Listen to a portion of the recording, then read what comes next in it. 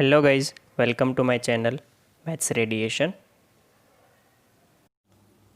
Hello students, आज के video में हम देखने वाले हैं integration using partial fraction, right. That is the second method. हमने जैसे ही इंटीग्रेशन स्टार्ट किया था तब हमने लिखा था कि इंटीग्रेशन की कुल मिला करके हमें 3 मेथड पढ़नी है, जिसमें कि पहली मेथड थी इंटीग्रेशन यूजिंग सब्स्टिट्यूशन, सेकंड है इंटीग्रेशन यूजिंग पार्शियल फ्रैक्शन। तो हम सेकंड मेथड पे पहुँचे, राइट। अब इंटीग्रेशन यूजिंग पार्शियल फ्रैक्शन जो है उसमें हमें करना क्या है उसका हम पहले थ्योरी देख लेते हैं और उसके बाद हम स्टार्ट करेंगे उसका एग्जाम्पल, राइट। देखो, तो किस फॉर्म में हमें इंटीग्रेशन दिया होगा वो पहले हमें समझना ज़रूरी है। तो मैं आपको वो दिखा देता हूँ। यहाँ पे पूरा टेबल ही है कि कौन से फॉर्म में हमें पूरे इंटीग्रेशन मतलब क्वेश्चंस दिए होंगे, राइट। ये रहा, देखो, और उसको हमें कन्वर्ट कैसे करना है वो समझना है हमें। वैसे ये जो है वो सब्स्टिट्यूशन में हमने डिस्कस कर लिया है, बट फिर भी एक अनदर वे है जिससे आप अप्रोच कर सकते हो इंटीग्रेशन को। तो यहाँ पे लिखा है पहला कि अगर ऊपर पी एक्स मतलब P X plus Q upon में लिखा है X minus A and X minus B, ऐसे फॉर्म में कोई इंटीग्रल्स दिए हमें, तो उसको हमें पहले तो ये फॉर्म में कन्वर्ट करना है, a upon x minus b plus B upon x minus b, right. ऐसे फॉर्म में हम लिखेंगे और फिर उसमें से ये जो कैपिटल ए कैपिटल बी है वो सॉल्व करेंगे। अभी के लिए आपको इतना ही याद रखना है कि यहाँ पे जो ऊपर दिया है हमें a upon x minus A and b upon x minus b, वैसे फॉर्म में हम लिखेंगे। सॉल्व कैसे करना है वो मैं एग्जाम्पल में दिखाऊंगा आपको, ठीक है।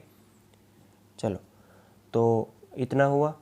नेक्स्ट देखो, आपको एक चीज़ वो और ये भी नोटिस करनी है कि यहाँ पर ध्यान से समझना, यहाँ पर मेरे पास जो है ऊपर ऊपर जो है वो एक पावर वाली डिजिट है, मतलब एक पावर वाली पॉलिनोमियल है, नीचे जो है वो 2 पावर वाली है।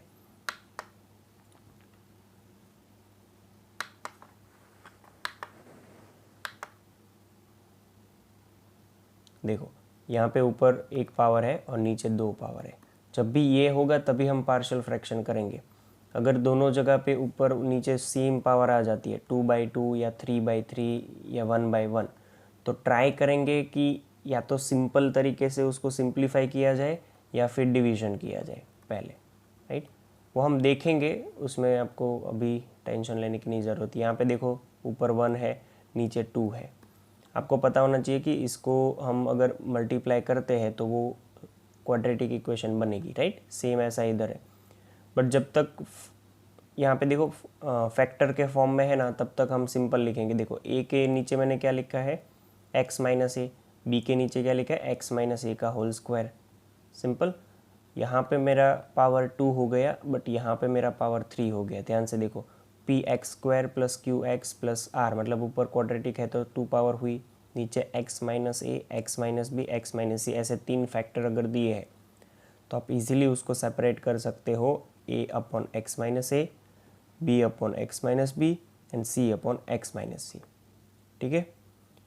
लास्ट देखो, p x square plus Q x plus r, उसमें ऊपर 2 है, नीचे 3 है, ध्यान से देखोगे तो। अब यहाँ पर P x square plus Q x plus R है, उसकी पावर 2 हुई, नीचे 3 है। हर जगह पे क्या होगा कि न्यूमरेटर में एक पावर कम होगी डिनोमिनेटर से। यहाँ पे फैक्टर, इस थर्ड में और फोर्थ में फ़र्क क्या समझना है आपको, इसमें तीनों फैक्टर अलग है, इसमें क्या है कि 2 फैक्टर सेम है और एक फैक्टर अलग है, तो उसमें कोई टेंशन लेने की नहीं ज़रूरत। जहाँ पे 2 फैक्टर सेम थे वैसा हमने सेकेंड में देखा, देखो उसमें क्या कहते थे, ए के नीचे 1 पावर वाली और बी के नीचे 2 पावर वाली, ये फैक्टर लगाएंगे, है ना। सेम यहाँ पे ऐसा ए upon x minus a, b upon x minus A whole square, और ये जो लास्ट था उसको सी के नीचे। यहाँ पे again P x square plus मतलब ऊपर 2 है और नीचे पावर क्या हो गई 3। ध्यान से देखो, ये 1 पावर वाली फैक्टर, ये 2 पावर वाली फैक्टर, बट यहाँ पे थोड़ा फंडा अलग है। इसको क्या है कि यहाँ पे फैक्टर के फॉर्म में था बट यहाँ पे क्वाड्रेटिक फॉर्म में है। तो क्वाड्रेटिक फॉर्म में है तो आपको कैसे लिखना है वो समझ लो। जो सिंगल पावर वाली फैक्टर थी उसको हमने ऐसे लिख दिया, बट जो क्वाड्रेटिक के फॉर्म में होगा, क्वाड्रेटिक देखो मैं ये नहीं बोल रहा हूँ कि 2 पावर वाली फैक्टर, बिकॉज 2 पावर वाली फैक्टर तो यहाँ पे है। मतलब कि अगर कहीं पे आपको नीचे नीचे जो है वो ऐसा दिख जाता है कि x² plus bx plus c, मतलब ये क्वाड्रेटिक हुआ, ये फैक्टर के फॉर्म में नहीं दिया है। तो और यहाँ पे आपको क्या दे दिया, x minus a. X minus ए का आपको पता है कि a के नीचे मुझे x माइनस ए लिखना होता है, प्लस में जहाँ पे नीचे में मेरे पास क्वाड्रेटिक है ना, वहाँ पे ऊपर आपको क्या बनाना पड़ेगा, लीनियर, मतलब एक पावर कम वाली बनानी पड़े। तो मैंने देखो क्या लिखा, बी एक्स प्लस सी। ध्यान रखना, ये अच्छे से समझना है इसको, ठीक है। जहाँ पे नीचे क्वाड्रेटिक बन रही है वहाँ पे ऊपर आपको क्या बनाना है, B X plus C, because वो लीनियर है। हमने अभी अभी डिस्कस किया कि ऊपर जो पावर होती है वो एक पावर हमारी कम होनी चाहिए, ठीक है। तो ये 5 फॉर्म है, याद रखने की बहुत ज़रूरत नहीं है, बिकॉज क्वेश्चंस देख के आपको पता चलेगा, और जितने क्वेश्चंस ज़्यादा प्रैक्टिस होंगी उतनी आपकी ग्रिप लग जाएगी। बट मैंने ये क्यों दिखाया, क्योंकि आपको पता चले कि कुछ ऐसे टाइप के क्वेश्चन हमें मिलेंगे, ठीक है। चलिए तो हम एग्जाम्पल से स्टार्ट करते हैं। तो समझो कि मेरे पास ये सबसे पहला एग्जाम्पल कुछ ऐसा है।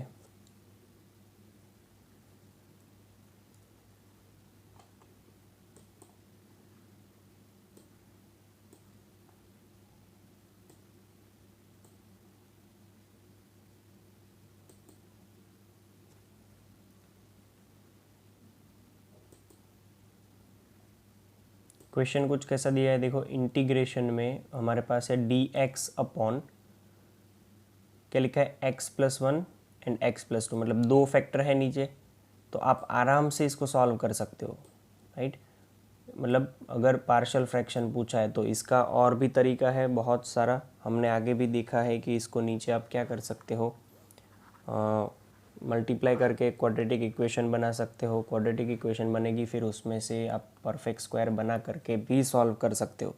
बट अगर आपको पार्शियल फ्रैक्शन मेंशन किया गया है तो आपको पार्शियल फ्रैक्शन से ही सॉल्व करनी है, राइट। तो इसीलिए हम ये सीख रहे हैं। ऐसा नहीं है कि सिर्फ पार्शियल फ्रैक्शन आप ही इसका सॉल्यूशन है, और भी है। तो मैंने जैसे बताया वैसे कि पार्शियल फ्रैक्शन एक तरीका है जिसे हमें ट्राई करना है, ठीक है। सबसे पहले देखो कि हम इसको इंटीग्रेशन में लिख देंगे, D x upon X plus 1 x plus 2। अब मैं क्या करूँगा, अभी के लिए आपको सिंपल इतना लिखना है, मैंने इंटीग्रेशन नहीं लिखा है बिकॉज हम पहले इसको सेपरेटली सॉल्व करना चाहते। तो आपको पता है कि इसको सेपरेटली सॉल्व ऐसे किया जाएगा, a upon X plus 1 plus B upon X plus 2, X minus में 2, सॉरी प्लस में 2, ठीक है।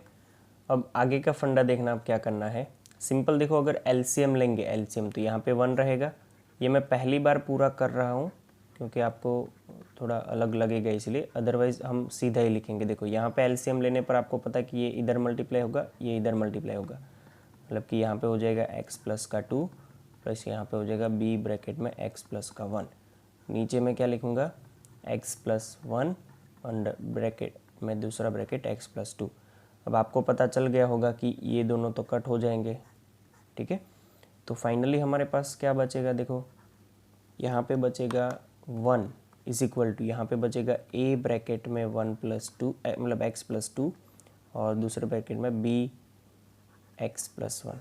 अब ये फाइंड करने का बहुत आसान तरीका है, हो सके तो आप इसको मल्टीप्लाई करके भी कर सकते हो। अगर मल्टीप्लाई करके नहीं करना है, थोड़ा अलग तरीके से करना है, तो जैसे उसमें हमने मल्टीप्लाई करके कोएफिशिएंट कंपेयर किए थे, वो एक तरीका है, तो वो हम नहीं डिस्कस करेंगे। यहाँ पे मैं दूसरा आपको दिखाता हूँ, वो क्या है दूसरा तरीका, समझो। यहाँ पे मुझे पता है कि यहाँ पे x की कौन सी वैल्यू रखने पर ये 0 हो जाएगा, x इज इक्वल टू -2 पे, और यहाँ पे x इज इक्वल टू -1 पे। तो हम वही करेंगे कि put x is equal to -2, इसको इक्वेशन बोल दो कोई 1, इन इक्वेशन 1, तो यहाँ पे x is equal to -1 put करो तो यहाँ पे तो 1 ही रहेगा, यहाँ पे a ब्रैकेट में 0 हो जाएगा, प्लस यहाँ पे b ब्रैकेट में -2 रखने पर ये क्या हो जाएगा, -2 + 1 मतलब -1।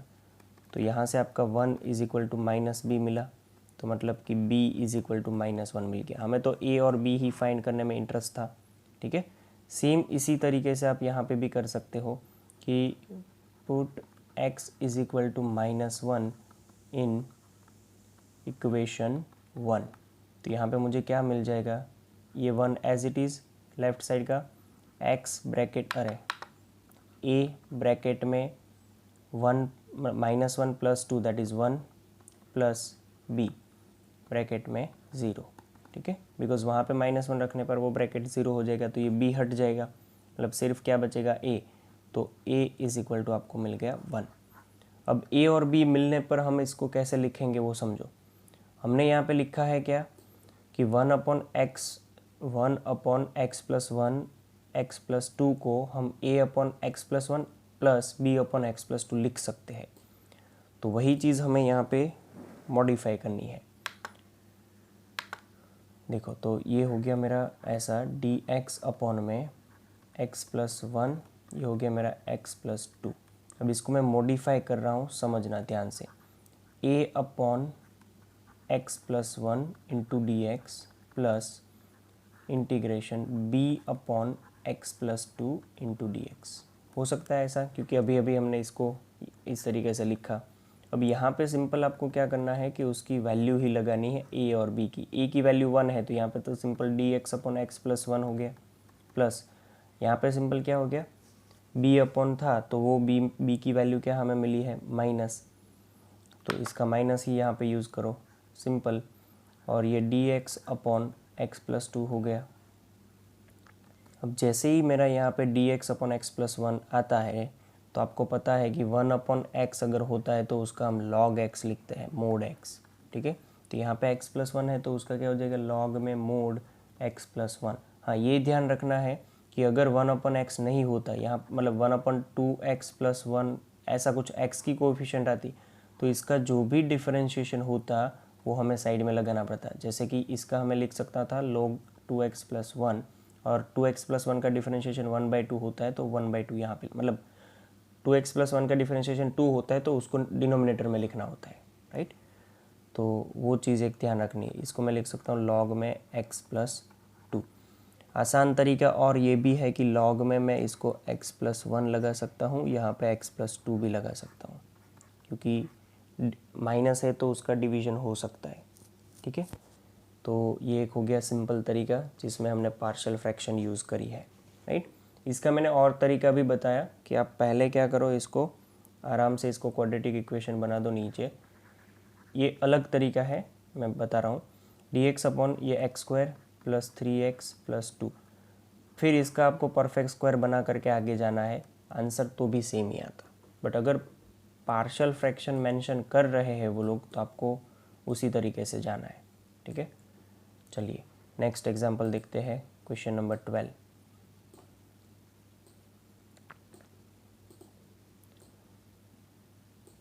देखो ये क्वेश्चन भी अलग तरीके से हम कर सकते हैं,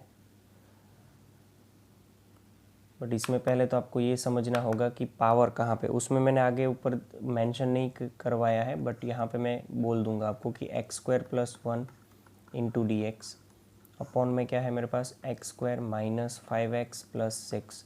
आप पहले तो ये नोटिस करो, ऊपर नहीं देखा था बट यहाँ पे देख लेते कि ऊपर क्या पावर है, 2, नीचे क्या पावर है, यहाँ पे पावर है 2, तो सेम पावर हो गई। तो सेम पावर को तो पहले आराम से सिंप्लीफाई करना पड़ेगा, अगर पॉसिबल है तो करो, अदरवाइज़ आप क्या कर सकते हो, इसको डिवीज़न, ठीक है।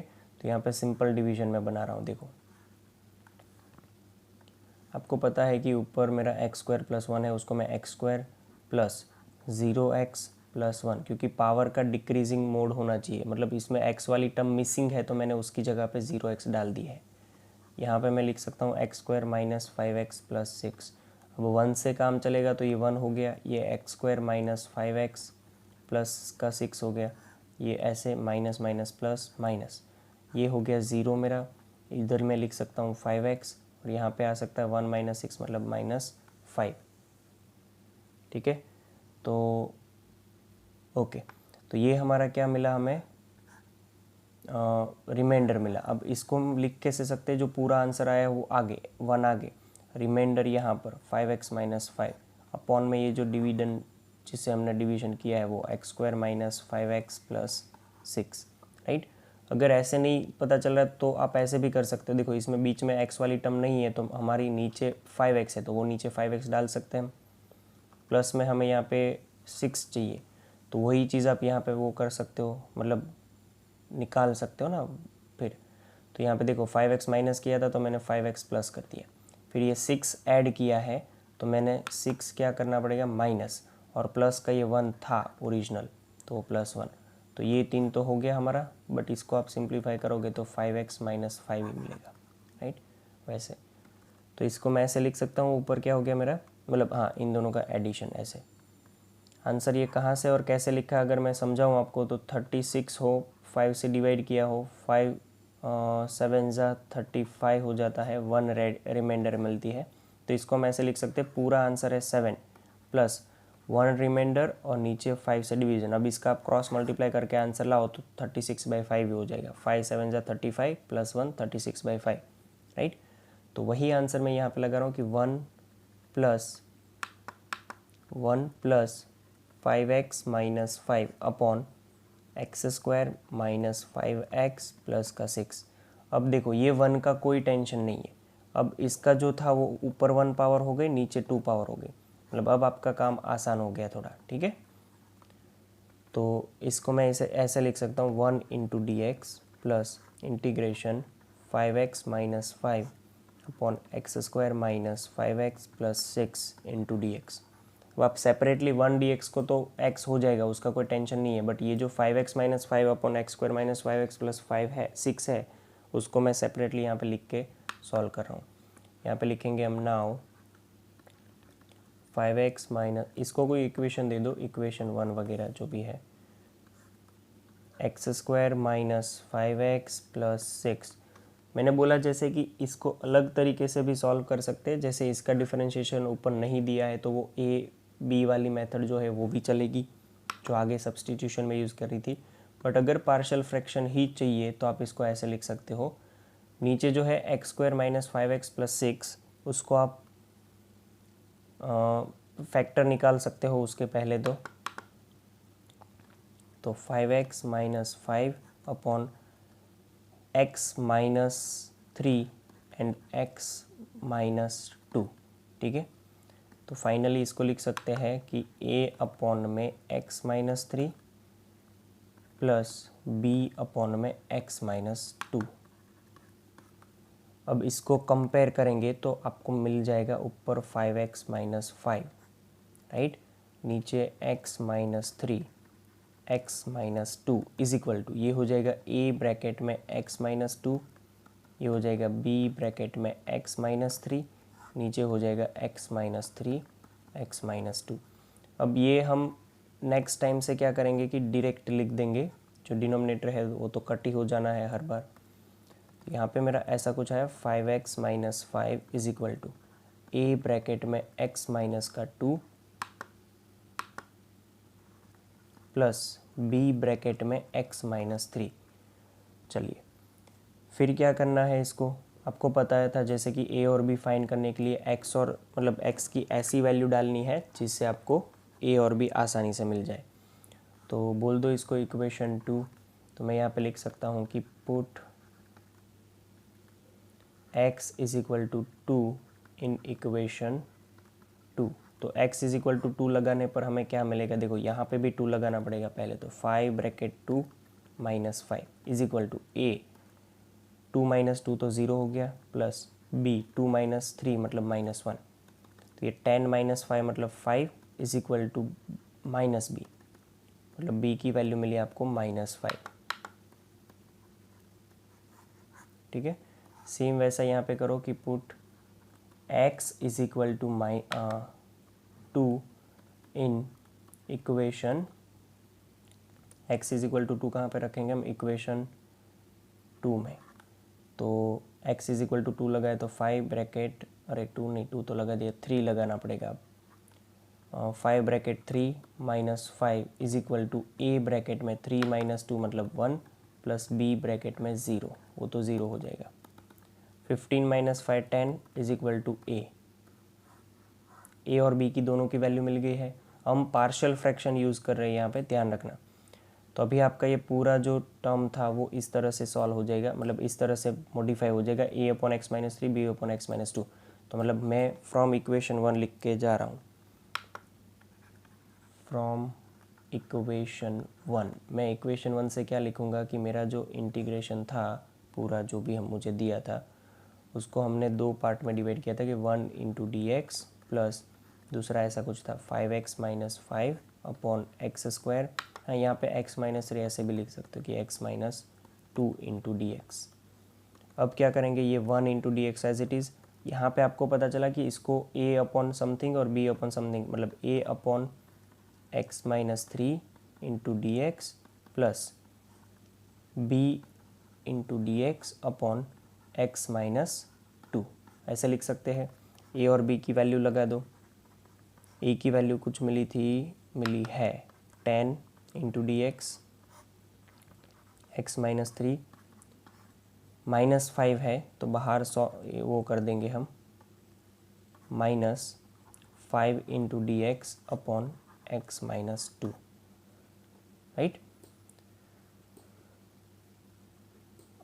ओके, एक मिनट देख लेते हैं, x minus 2 X minus, okay बराबर है। चलिए, तो अब इसका इंटीग्रेशन बहुत ही आसान हो गया। पहले 1 इंटू डी एक्स का इंटीग्रेशन क्या हो जाएगा, एक्स प्लस ये 10 बाहर, 1 अपॉन एक्स माइनस 3 का क्या हो जाएगा, लॉग में मोड एक्स माइनस 3 माइनस इधर क्या हो जाएगा 5 बाहर, लॉग में मोड एक्स माइनस 2, लॉग ख़त्म प्लस सी। आपको अगर समझ में आ जाए इधर तो इसको ऐसे भी कर सकते हो, देखो कि x प्लस दोनों में 5 कॉमन है तो पहले 5 कॉमन निकाल दो, फिर ये 2 into log mode x minus 3 minus log mode x minus 2, ठीक है, प्लस में सी।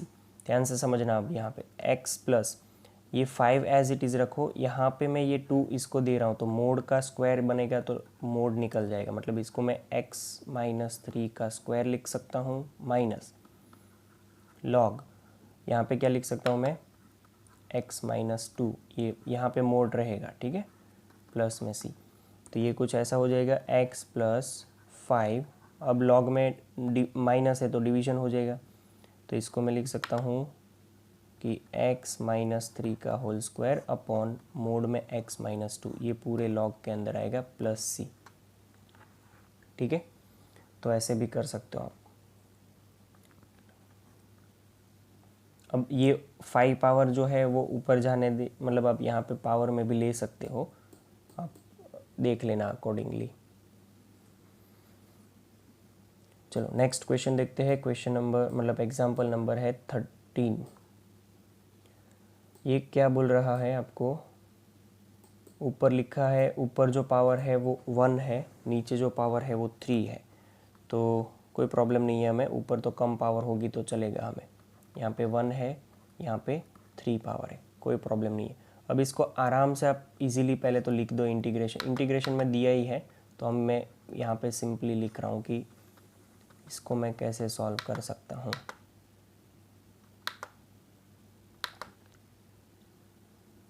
x प्लस 1 की होल स्क्वायर x प्लस 3, मान लो इसको मैं सबसे पहले a अपॉन, आपको पता चल गया कि यहाँ पे 3 फैक्टर है, तो पहले तो a अपॉन में x प्लस 1 लिखो, प्लस b अपॉन में क्या लिखना पड़ेगा x प्लस 1 का whole square, plus c upon में क्या लिखना पड़ेगा x प्लस 3, ऐसे करके 3 फैक्टर बनते हैं, ठीक है। ध्यान रखो कि जब दो सिमिलर फैक्टर होते हैं तब हम ऐसे जाएंगे इस तरह से। अब इसको आप क्या करोगे एलसीएम, तो ये 3x minus 2 upon X plus 1 का होल स्क्वायर x प्लस 3, यहाँ पे मैं ऐसे लिख सकता हूँ a multiply x plus 1, because यहाँ पे देखो एक ब्रैकेट तो है तो एक कम है, इसका एलसीएम ऐसा आएगा x प्लस 1 का whole square into x plus 3, ये एलसीएम आएगा, तो सबके नीचे हमें ये बनाना पड़ेगा। यहाँ पे एक ब्रैकेट है तो एक से मल्टीप्लाई करना पड़ेगा और एक क्या आएगा x+3। यहाँ पे उसके दोनों ब्रैकेट है तो b के साथ क्या आएगा सिंपल x+3 प्लस c के साथ क्या आएगा x+1 का whole square whole divided by x+1 whole square x+3। अब जैसे ये डिनोमिनेटर कट हो गए आपके पास जो बचा है उसको आप अच्छे से लिख दो। तो ये 3x - 2 इज इक्वल टू मैं a bracket x+1 x+3 b bracket x+3 plus c bracket x+1 whole का स्क्वायर।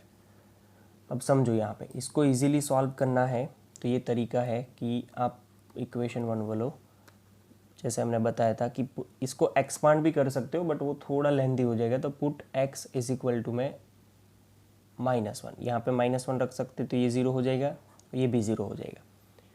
तो बचेगा क्या 3 bracket -1 - 2 is equal to a के साथ तो वो 0 हो गया ना बिकॉज ये 0 के साथ कुछ भी मल्टीप्लाई करो 0 हो जाएगा। b के साथ क्या मिलेगा -1 + 3 मतलब 2 प्लस c के साथ भी 0 हो जाएगा। तो a और c तो हट गया मतलब कि 3 - 1 -3 - 2 -5 हो गया is equal to 2b that means b is equal to -5 upon में 2। ठीक है, चलो दूसरा क्या कर सकते हैं हम put x is equal to में -1 लगाया अब -3 लगा दो, देखते हैं क्या होता है। तो ये हो गया a ब्रैकेट x अरे यहाँ पे 3 bracket -3 - 2 is equal to a bracket में -3x+1 जो है उसको क्या लिख सकते हैं -3 नहीं सॉरी a वाला ब्रैकेट भी 0 बिकॉज यहाँ पे -3 है x+3 है तो ये भी 0 b भी 0 तो सिर्फ c बचेगा आपके पास। तो मैं यहाँ पे सिर्फ और सिर्फ c लगा रहा हूँ और कुछ नहीं। देखो तो c के साथ हो जाएगा -3 + 1 -2 का होल स्क्वायर क्या बन जाएगा मेरे पास 4। तो c की वैल्यू हो गई -9 - 2 -11/4 ये c की वैल्यू मिली है। ठीक है, तो अब a b और c तो मिल गया, अब a फाइंड करना है। अब आपको सिंपल क्या करना होगा इक्वेशन 1 में a b की दोनों की वैल्यू रखनी पड़ेगी। ठीक है, और दोनों की वैल्यू रखने के बाद आपको ये x की वैल्यू मतलब a की वैल्यू मिलेगी। तो देखो मैं इक्वेशन 1 को यहाँ पे एक्सपांड करके लिख रहा हूँ फ्रॉम इक्वेशन 1। अच्छा एक ऐसा भी चीज़ कर सकते हो आप इक्वेशन 1 में x इज इक्वल टू 0 रख दो ताकि आपको बाकी का सारा सम मिल जाएगा क्योंकि अब और कोई नहीं है 0 से आराम से काम चल जाएगा। Put x is equal to 0 चलो तो वो 3 bracket 0 plus -2 is equal to a में 0 + 1 1 0 + 3 3 प्लस b के अंदर क्या हो जाएगा 3 प्लस c के अंदर क्या हो जाएगा 1 का स्क्वायर 1 ये c। अब यहाँ पे आपको ये -2 मिल जाएगा ये 3a हो गया प्लस b 3b है तो यहाँ पे 3 ब्रैकेट -5/2 प्लस c का वैल्यू है -11/4। अब इसको सॉल्व करना पड़ेगा आपको। तो ये देखो -2 इज इक्वल टू आपका एलसीएम हो गया 4 तो 4 मतलब यहाँ पे 12a माइनस का यहाँ पे 2 से मल्टीप्लाई करना पड़ेगा तो माइनस का 30 क्योंकि 3 2 ज़ा 6 6 5 ज़ा 30 और -11 डिवाइडेड बाय 4 ये हो गया -8 इज इक्वल टू 12a -30 -11 क्या हो जाएगा -41 अपॉन में 4 तो चला गया तो ये 12a इधर ले लो तो -8 + 41 41 में से 8 निकालो तो 33 बचेगा -12a। तो आगे क्या हो जाएगा ये a इज़ इक्वल टू मेरे पास आया 33/12 माइनस। अब इसको पहले एक बार चेक कर लेते हैं कि हमने कोई मिस्टेक नहीं करी है ना।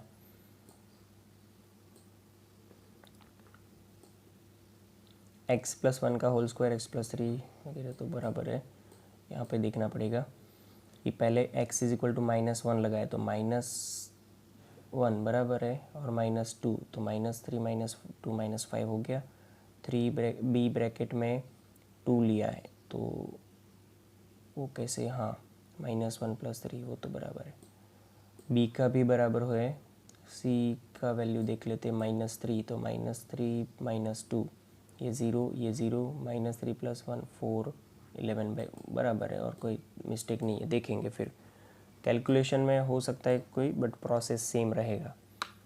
तो अब हमारा इंटीग्रेशन जो था 3x - 2 अपॉन में x + 1 का होल स्क्वायर, x + 3 का एज इट इज़ ये dx, इसको हम ऐसे लिख सकते हैं इंटीग्रेशन a अपॉन में पहले x + 1 into dx plus b upon में x + 1 होल का square into dx plus c upon में x - 3 नहीं x + 3 इंटू dx। अब a b c की वैल्यू डाल दो, सिंपल है।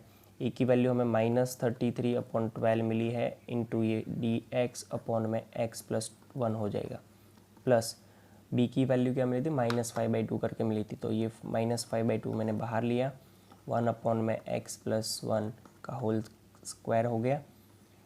c की वैल्यू मिली थी कुछ -11/4, इंटीग्रेशन में dx अपॉन में x + 3 मिल गया, ठीक है।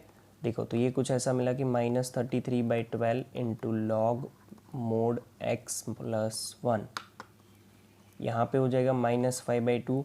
आपको पता है कि जब नीचे 1/x² होता है तो उसका क्या करते थे हम, पावर ऊपर ले जा करके, याद करिए 1/x², तो उसको मैं x की पावर -2 लिख सकता हूँ। फिर उसका इंटीग्रेशन क्या करते थे, x में पावर 1 ज़्यादा, नीचे वो पावर ज़्यादा, तो -1, मतलब कि वो माइनस इधर आएगा और यहाँ पे बन जाएगा 1/x + 1 की पावर -1 जो मैंने लिखी है, बराबर, -11/4 इंटू लॉग में मोड x + 3, राइट, और प्लस में c। आप ये दोनों लॉग वाले जो टर्म है उसको सिंप्लीफाई कर सकते हो अगर करना है, अदरवाइज एज इट इज़ बराबर है क्योंकि इसमें थोड़ा ज़्यादा हो जाएगा। तो इस तरह के क्वेश्चन पार्शियल फ्रैक्शन से सॉल्व किए जाते हैं। आपको क्या करना है कि 13 तक एग्जाम्पल मैंने करवाए हैं, सभी एग्जाम्पल 2 बार लिखो। इसको पहले ध्यान से समझ लेना टेक्स्ट बुक के साथ कंपेयर करके, और वो एग्जाम्पल 11, 12 एंड 13, ये तीनों एग्जाम्पल जो है आपको 2 टाइम्स लिखने हैं, ठीक है। और बाकी के एग्जाम्पल जो है आगे वो मैं बोल देता हूँ, नंबर 14 और 16, नंबर कौन से है 14 एंड 16। आप सिर्फ रीड कर लेना, आपको समझ में आता है कि नहीं आता है, अभी लिखना है बट वो पहले समझने के बाद, समझ में आ जाए तो उसको लिख देना, बाकी हम एक्सरसाइज करेंगे तो उसके बाद आपको समझ आ जाएगा, राइट। बाकी ये तीनों एग्जाम्पल 2 टाइम्स लिख के आपको सेंड करने हैं। तो यहाँ तक रखते हैं, ठीक है, थैंक यू। तो गाइज थैंक यू।